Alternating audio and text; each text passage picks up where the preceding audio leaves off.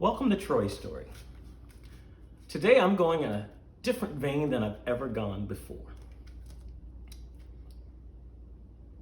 Pope John Paul in 2001 said, let me get the quote right, "If you want peace, you have to fight for justice." I heard that today, and it gave me pause for reflection. And it's so accurate. If we want peace, we got to fight for justice. There's a lot of stuff going on in America, a lot of protesting. I encourage us to safely protest. Please do not loot, because that only hurts the cause. When you destroy your neighborhood or this neighborhood or that neighborhood, we essentially are destroying ourselves. So nothing, I think, good comes out of that. That's my opinion. But it's my channel, so I can say what I want to say. I know that a lot of people are distraught right now. And I grew up in the 1960s, and there were crazy times going on then as well. You know, I remember the riots after Dr. King was killed in '68. I remember white kids getting killed on the campus at Kent State in 1970.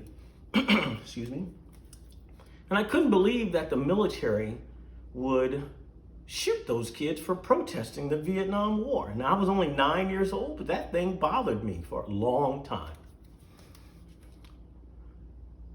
Far more recently, I remember the outrage for a quarterback in the NFL taking a knee to protest police brutality.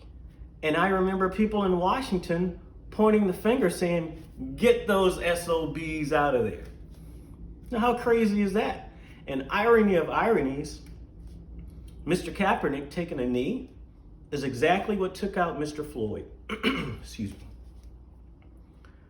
And that's quite sad, because this is 3 to 4 years ago when Colin Kaepernick started doing what he was doing. And look what it's come to. I think we all need to think about that. For that officer to keep his knee on the neck of that man for close to 9 minutes is crazy. And for another 2 minutes after the man had no pulse, who does that? That's the ultimate man's inhumanity to man. But when we have a person who is our chief executive, who is talking about rolling out tanks and so forth to suppress a voice, a collective voice in America, that's not what this country is all about. I served for 11 years. I've been to 42 states and 26 countries. And there's no place I'd rather be than America. But this is not Tiananmen Square. We don't do that in America. A knee to the neck is what that police officer did. And essentially, that's what Donald Trump is trying to do right now. He's trying to roll out tanks all over America to put a knee on the neck of democracy and the First Amendment. And, you know, he's a person who loves to espouse the Second Amendment and the right to bear arms, but the First Amendment, he hates that. And that's what separates this place from every other place in the world. All of that being said, I remain a hopeaholic, which is a term that Gloria Steinem used.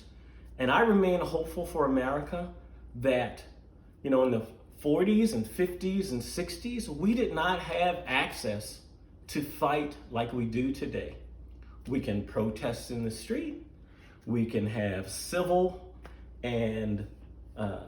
cases brought forth and criminal cases brought forth against police officers. That nothing like that happened in the 50s and the 60s,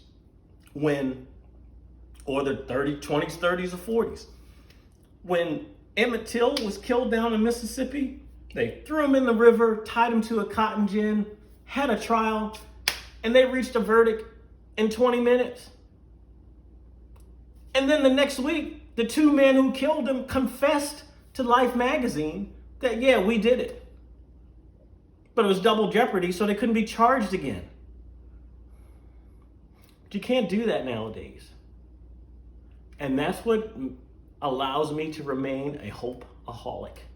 I will not give up on this country that I call my home. Tons of people in my family have served for this country. This place is ours just like anybody else's. We didn't ask to come here. We were brought here. So it makes America just as much ours as it is anyone else's. So again, that's why I remain hopeful for my country. The one last thing I wanted to point out was that, in the 60s when the freedom rides were going on and you had people like Viola Liuzzo giving up her life to help out black kids in the South who were trying to get the right to vote, and all of these other kids coming across from America to help black people in the South get the right to vote, they were such a minority.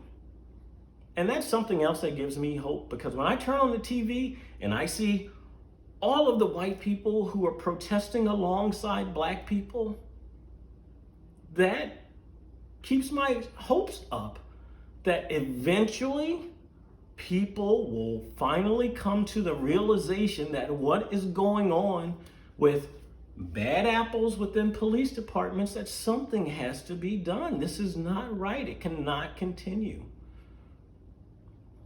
So I had, as did so many other people in my family, we had every right to give up hope in the 1940s, 50s, and 60s.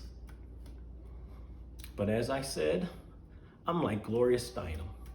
I remain a hopeaholic. Thank you for listening.